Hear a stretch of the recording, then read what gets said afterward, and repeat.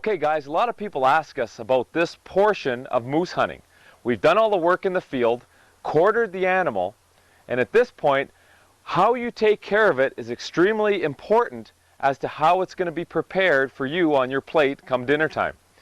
If you bring it in clean, the butcher will really appreciate it as compared to bringing it in with mud and grass on it, and sometimes that will tick him off so bad that that's what you're going to get back when you put the meat in the freezer and take it out to cook it. We've lifted these up. We have the 4 quarters of the moose, and as you see on the front quarters, we're hanging it by the rib cage. On the hind quarters, that's why you got to be careful to leave the tendons up here. We are hanging it by the group of tendons. That way we can take the hide off, peeling it downward.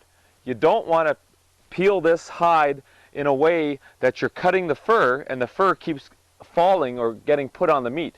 We want to roll it and peel it downward, and then also the weight of the hide will help pull it down as it goes. A moose hide is extremely tough, so you better have 2 or 3 knives and a couple of sharpeners along the way. You're going to look at an hour or an hour and a half process here, always keeping an eye out for the temperature of the meat, and it's always nice to have a little breeze, a cooling breeze is absolutely perfect, and it will put a crust on the meat which will seal it in, seal the flavor, protect the meat. What we've done though is we have taken city water, very clean, sterile city water, and sprayed them down because this moose was harvested in a grassy, muddy type of slough swamp. As you saw, what a fantastic hunt we did have. But bringing it out, quartering it down in that area, because they are so heavy, there was dirt and mud in the hide. We noticed that there was a few natural flies sitting on the hide as well. So we wanted to clean that up as quickly as possible. So at this point, we gave it a good, thorough washing down. We're going to skin it, is the process. Then we're going to inspect it visually, picking off whatever hairs we can, taking off chunks of fat, tendon, any other little chunks of bone that may be there. An important factor, if you were archery hunting, always keep in mind where the arrow hit and did the broadhead come out of the animal when you took the arrow out. A lot of times the actual razor blades can be stuck or impacted in one of the quarters and becomes a hazard not only to you but also to the butcher. So we'll be looking at these 4. We've already skinned 1 quarter. We're going to show you the steps starting at the top, showing you that we're hanging these at level so we don't have to try and do it on the ground or on a picnic table. By hanging them, you have access all the way around, and we're allowing the air and the wind to get at this meat to also help cool it down and to put that nice crust of a seal on it, and then we'll bring the whole quarter in to the butcher and he'll show you the cuts to make. Oh yeah. Taught by the best. The old guy I hunt with, he looks at a book and goes, okay, here's what I'm here. That's why they make a mess of it. Okay, let's see if I can get this saw right. Last time I kind of screwed up, but it wasn't that bad. You want to get it so you're about right like this. So all you have to do is just cut through the cartilage.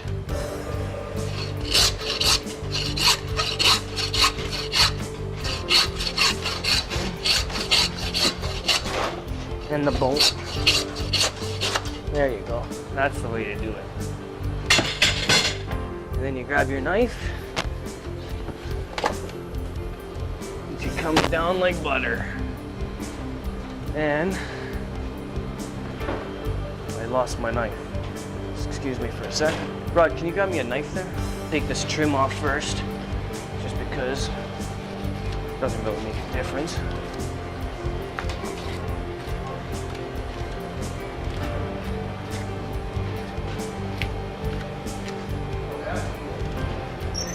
Okay, right here, you want to cut it right here. So just don't cut this because then the hook will come off. So you want to find the seam here, right there, see? There's the seam. You want to cut right like that, and same with the other side. See how the seam just falls apart? Just beautiful. And you want to ride the bone all the way. Don't cut too deep. 'cause then you'll damage the meat inside there. Same with the other side here. Just along the side enough. Just like that. And then we'll cut it right like this. And this roast should just fall down. Just like that. See? And then cut around. And there is a joint right here. You can see that right there. It's just attached with a little piece of meat holding it on. And there you go. It comes off beautifully.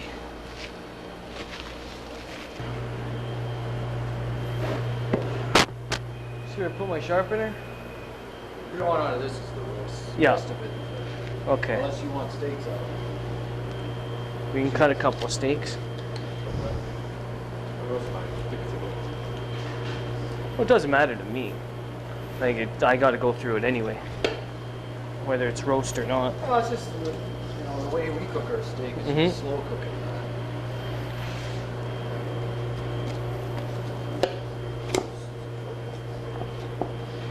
Roast. Problem. Roast it is. Okay, same as before. A lot of garlic in there. Gotta have garlic. And then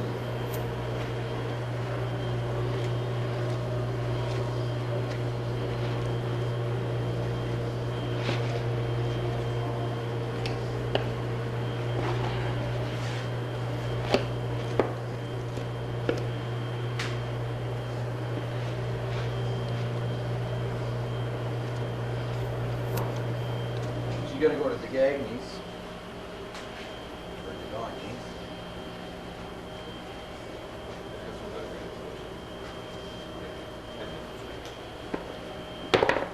Okay. Okay, this is a sirloin tip. The first thing I cut off there. And all you want to do is very easy, just rip her off, just like that. Like that right there. Comes off very easily. Just like that. And that's your roast. Tie this like so.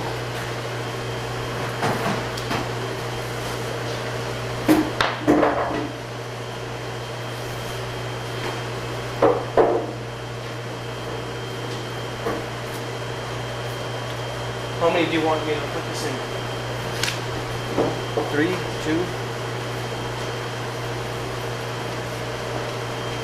That's just one roast there. Well, I can cut it and make it smaller, you know what I mean? I like that. That's kind of cute.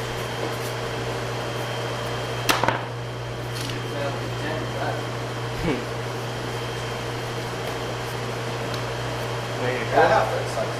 Yeah. Grabbing that big knife. That there's your sirloin tip. Beautiful.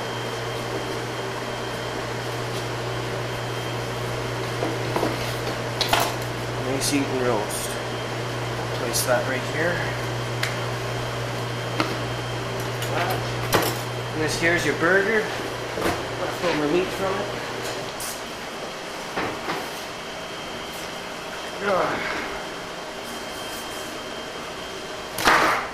This chunk here is your inside round. The hip of the moose there. And let's cut this bone out here.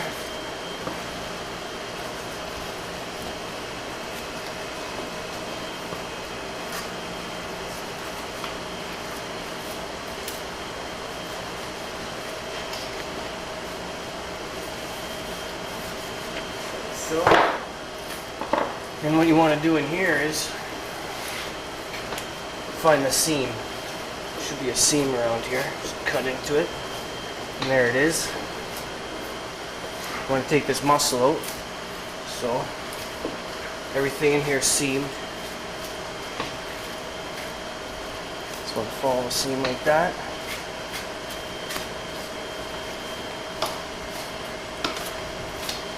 So that's burger, it's just muscle. And this here is your roast. Right there.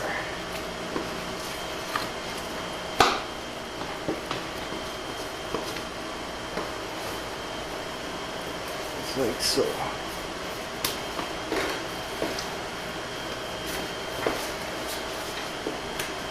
And then we'll take off this stuff.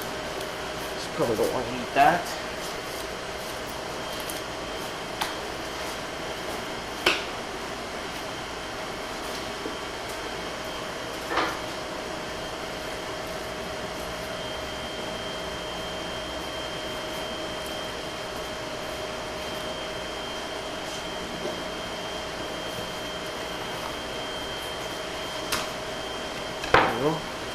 Now we can roll this.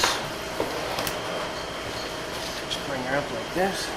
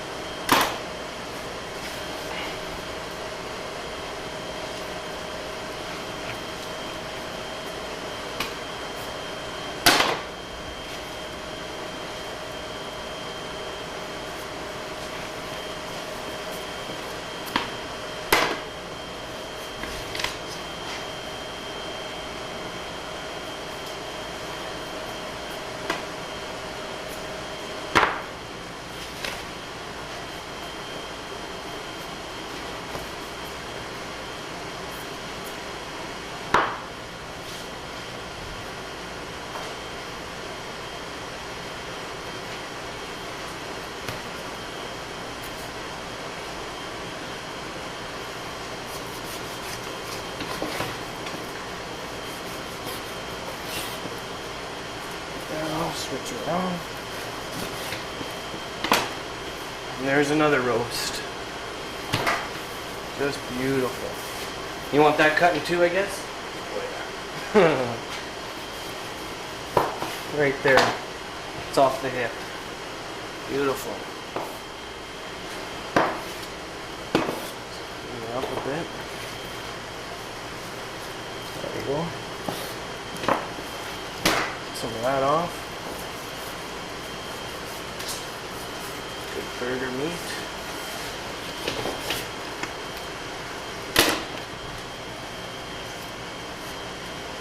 Take some of these veins out. Clean her up a bit. And now we're ready to roll.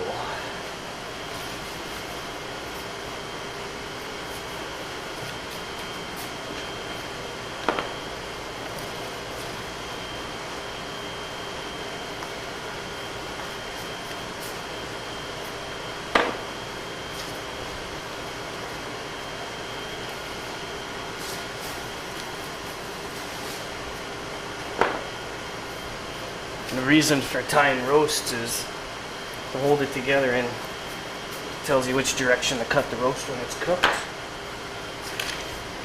So you cut it the other way, it'll be more tougher. Just thought I might add that in. Yeah, that's something I certainly don't have much knowledge about. Usually Well, do it most in our people- basement there. They think it's to hold it together, which is right, but most reason is to which way you're just to know which way you're cutting it, eh? Just face her off a bit. Same end. This is all garbage. You want that in two, right? There you go. That is your hip. Just perfect size. Beautiful. Now, we'll go to this loin here.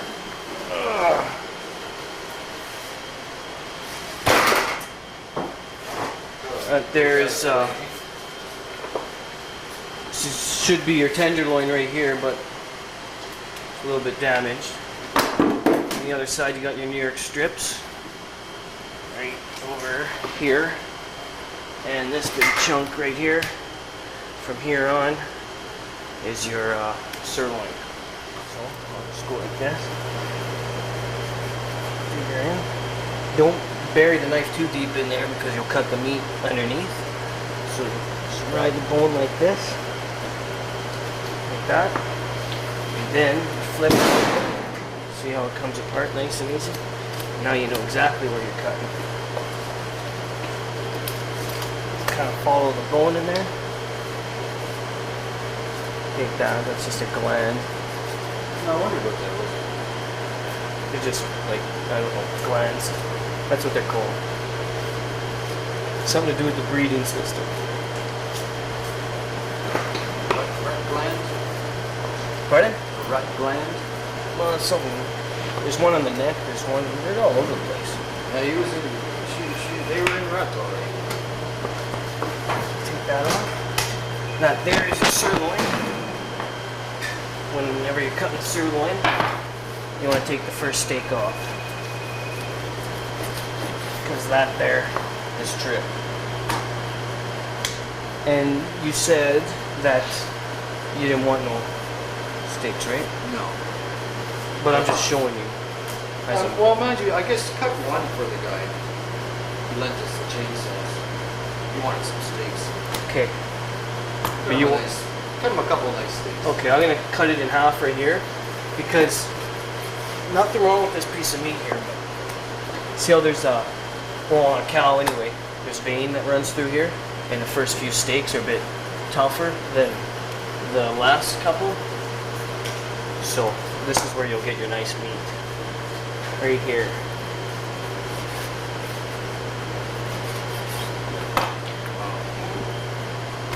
Whoa, look at that. There's one. Beauty. Nice size, nice thickness. If you like them thick. That's a barbecue. That's a man's steak right there. Yeah.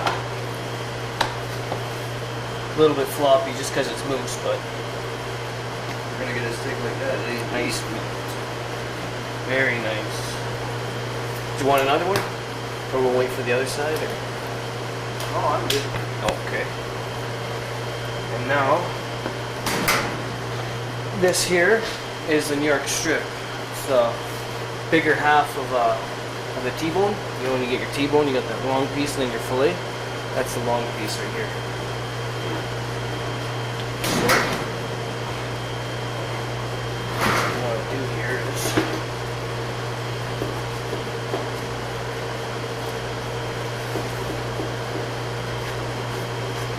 there we go. Just cut around, pump the bone there.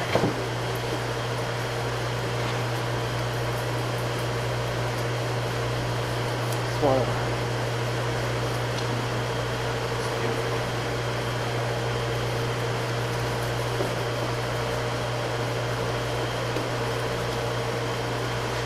just like so. There should be a bone around here that you feel for. It's not very big. Sometimes I cut those ribs just to get them out of the way. But it's right here.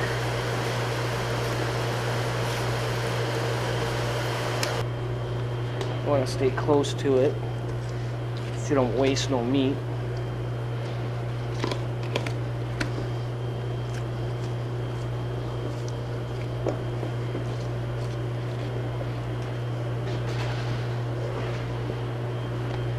Then there's a little bone right here. Separates it. You just want to ride your knife in there, and then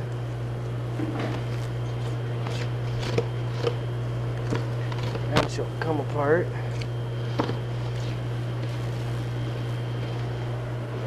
Slower the better, eh?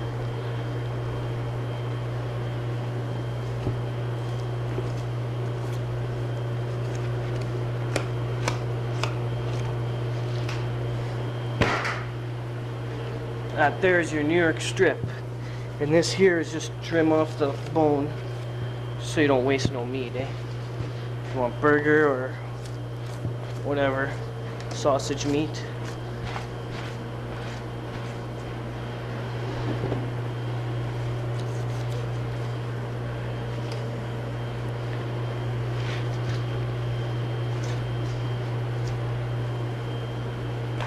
Beautiful.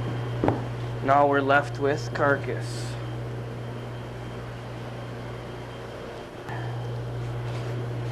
Spin that around here. Just clean it up a bit.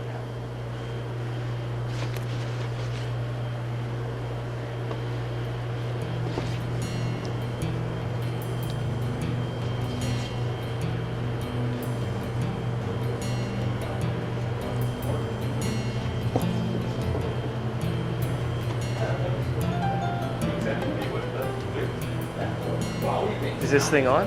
It's still on. Oh, is it? Okay, New York strips, cut them whatever way you want. Very nice steaks. Beautiful. You could trim the fat off a bit. It's preference. Don't really matter.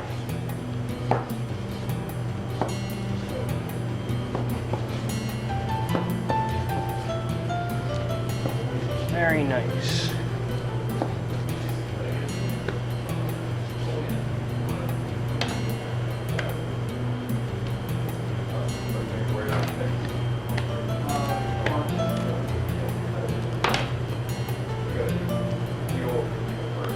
Beautiful.